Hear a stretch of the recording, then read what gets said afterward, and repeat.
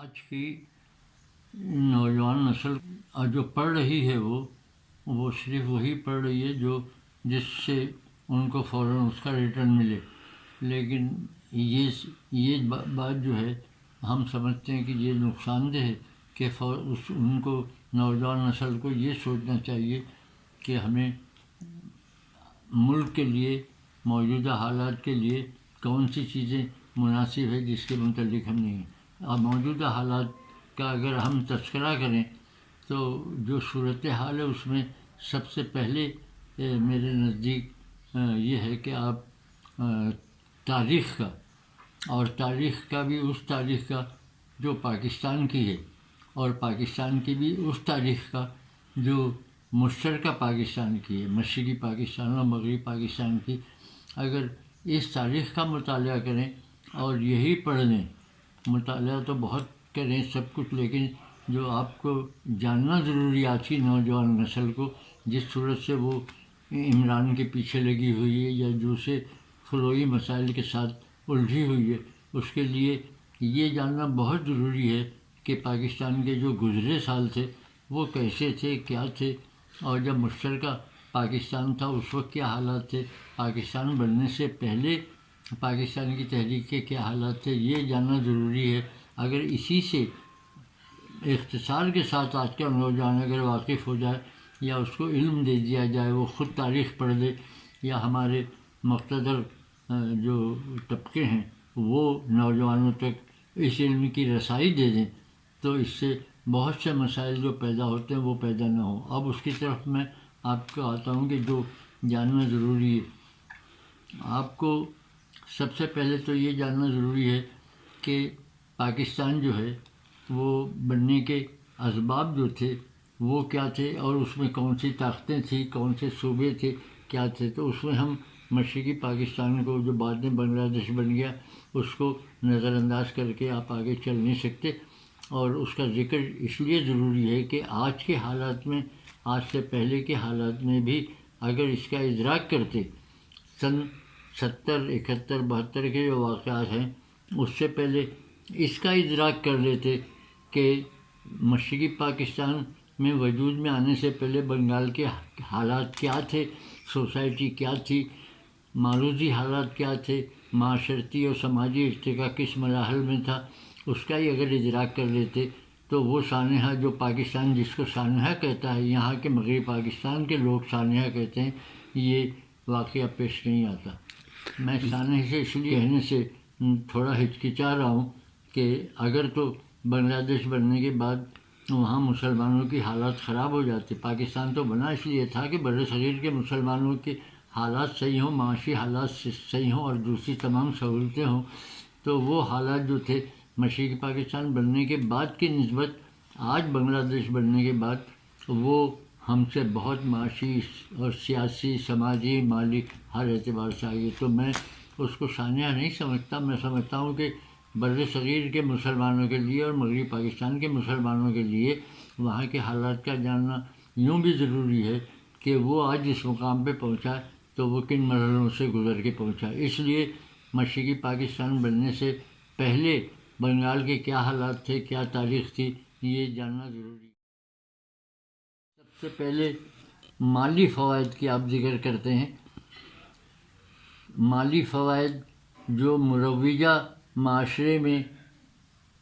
ضروری ہیں، جس کی طرف آج نوجوان بھاگا چلا جا رہا ہے، انفارمیشن ٹیکنالوجی ہے یا کمپیوٹر ٹیکنالوجی ہے یا دوسری تمام سائنسی وہ علوم جو آپ کی صنعت، تجارت سے وابستہ ہیں، اس کا علم حاصل کریں، کمرشل کا، بینکنگ کا، وہ حاصل کریں۔ لیکن اس سے الگ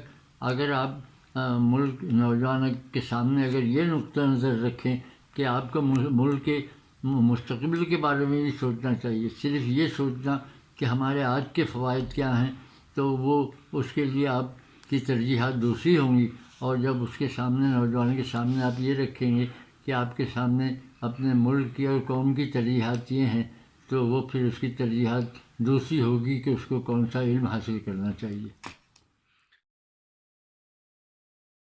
کتابیں تو بہت سی پہلے بھی لکھی گئی تھیں لیکن اس پہ پابندیاں تھیں۔ اب جو ہے معاشرہ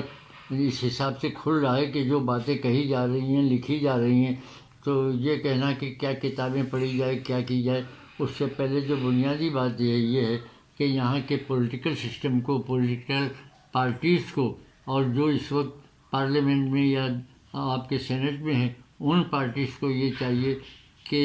جو بیسک ہے ایک سول سوسائٹی کی، ایک معاشرے کو سیاسی طور پہ ترقی یافتہ اور تعلیم یافتہ بنانے کے لیے وہ ایک پولیٹیکل پارٹیز سسٹم کو مضبوط کرنا ضروری ہے. اپنے ورکر کو سیاسی تعلیمات کا ادراک ہونا چاہیے، معاشی تعلیمات کا، سماجی تعلیمات کا ادراک ہونا چاہیے، اور ایک مضبوط پولیٹیکل سسٹم ہی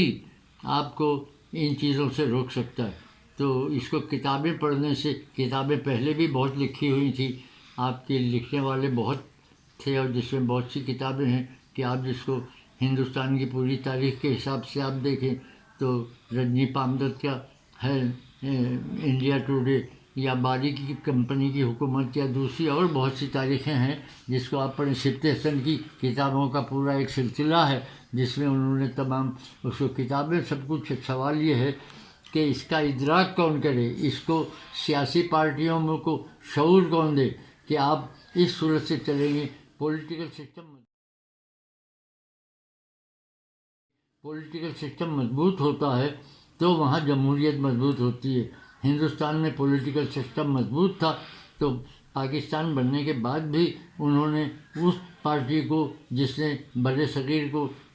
توڑ کے پاکستان بنایا تھا، مسلم لیگ کو، انہوں نے پابندی نہیں لگائی، اور پہلے الیکشن میں وہ پارٹی جو ہے وہ ہندوستان کے جو اب کیرلا ہے، اور اس وقت ٹراونکور کوچین تھا، وہاں وہ برسر اقتدار آئی. اس کے بعد جہاں جہاں بھی انہوں نے کیا، وہ پولیٹیکل سسٹم کو انہوں نے وہ نہیں کیا، ضائع نہیں ہونے دیا، اور اس پہ وہ نہیں کیا. اندرا گاندھی کے دور میں تھوڑا سا یہ ہوا تھا، لیکن وہ چونکہ پورا ملک، پورا معاشرہ جو ہے ایک پورے سیاسی ارتقاء سے تقریباً پون صدی سے گزرتا ہوا آ رہا تھا، تو اس نے ان کو پھر ہٹا کے ایک مضبوط پولیٹیکل سسٹم یہاں نافذ کیا. تو آپ کو کتابیں تو اب بہت لکھنے والے ہیں، بہت سی تاریخ پڑھنی ہے تو ڈاکٹر مبارک علی ہے، اور دوسرے لکھنے والے ہیں. نادر محمود بہت اس مسئلے پہ لکھ رہے ہیں اور ارشاد پذیر ہے وہ کتابیں.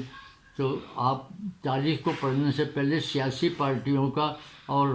جو حکمراں ہیں جو آج چاہتے ہیں کہ آج کے حالات ٹھیک ہوں، تو ان کو یہ چاہیے کہ ایک پولیٹیکل سسٹم مضبوط کرنے کے لیے وہ اپنے کارکنوں کی تربیت کریں، اپنی پارٹی کی تربیت کریں، اور اپنے پارٹی میں جمہوری طریقے سے اس کو آرگنائز کریں اور اس کو سلسلہ کریں. آج ایک ضلع کا کوئی سربراہ بھی بننا ہوتا ہے تو وہاں کے ممبران اس کو الیکٹ نہیں کرتے، اس کو وہاں سے یا بے نظیر یا نواز شریف نام دیتی ہیں تو ایک ضلع کا سربراہ بھی بنتا ہے. اصل چیز تو یہ ہے کہ آپ کے گراس روٹ پہ عوام میں آپ کی تنظیمیں ہوں، وہ ان میں سے علاقائی تنظیموں کو منتخب کرے، پھر وہ وہاں آگے جا کے آپ کے صوبے کو منتخب کرے. پھر یہ سسٹم نہیں، یہاں ایک نیچے سے لے کے اوپر تک ایک سربراہ جو ہے تمام اس کو نامزد کرتا ہے. اس لیے جب تک پولیٹیکل سسٹم نہیں ہوگا، اور پاکستان بننے سے پہلے دن سے یہی کوشش رہی ہے کہ اسٹیبلشمنٹ کی، کہ یہاں پولیٹیکل سسٹم نافذ نہیں ہو. اور ایوب خان جب مارشل لا لگایا تو اس کا پہلا قانون یہ تھا کہ 10 سال تک کوئی بھی سیاسی پارٹی سیاسی عمل نہیں کرے گی، کوئی سیاسی لیڈر سیاسی عمل نہیں کرے گا، اور سب سے اس نے معافی نامے لکھوا لیے تھے. اور جب اختیار دینے کی بات آئی تو ایک نیا سوشل سسٹم اس کو لاگو کرنا پڑا یحییٰ خان کو، اور اس نے تمام سیاسی پارٹیوں کو آزادی دی، 1 یونٹ توڑ دیا وغیرہ وغیرہ. تو اس کے بعد جو ایک پاکستان نے ترقی کی، ان معنوں میں ترقی کی کہ اگر ہم مشرقی پاکستان کو پاکستان سمجھتے ہیں تو اس نے جس صورت سے معروضی حالات کے تحت اپنے ملک کو ایک اسٹیبلشمنٹ سے، جو پہلے انگریز اسٹیبلشمنٹ کے خلاف وہ لڑی، پھر مغربی پاکستان کے اسٹیبلشمنٹ کے خلاف لڑی، پھر 25 سال سے زیادہ 30-40 سال تک مقامی اسٹیبلشمنٹ کے خلاف جنرل ضیاء الرحمن اور جنرل ارشاد کے خلاف جدوجہد کی، اور آج وہاں سول سوسائٹی ڈیولپ ہے، جمہوری قدریں ڈیولپ ہے. تو آج ہمارا پاکستان جو مشرقی پاکستان تھا، جو اصلی پاکستان تھا، جو قرارداد پاکستان پیش کرنے والے تھے، وہ ترقی کر رہا ہے. اور آج یہ کہنا کہ وہ ایک المیہ تھا. مشرقی پاکستان کا الگ ہونا میں سمجھتا ہوں کہ وہ المیہ نہیں تھا، ایک سبق تھا، اور ایک نہ صرف سبق تھا بلکہ ایک خوشائند سبق تھا کہ اس نے وہ راستہ دکھایا کہ مغربی پاکستان بھی اسی راستے پہ چل کے آگے بڑھ سکتا. کیونکہ جب تک کہ سول سوسائٹی، سول ادارے اسٹیبلشمنٹ پہ بالادست نہیں ہوتے، اور یہ ایک پولیٹیکل سسٹم مضبوط نہیں سے ہوگا، اور یہ اس کے لیے تعلیم بھی ضروری ہے، اور اس کے لیے تمام سیاسی پارٹیوں کو اپنی جدوجہد بھی کرنی پڑے گی.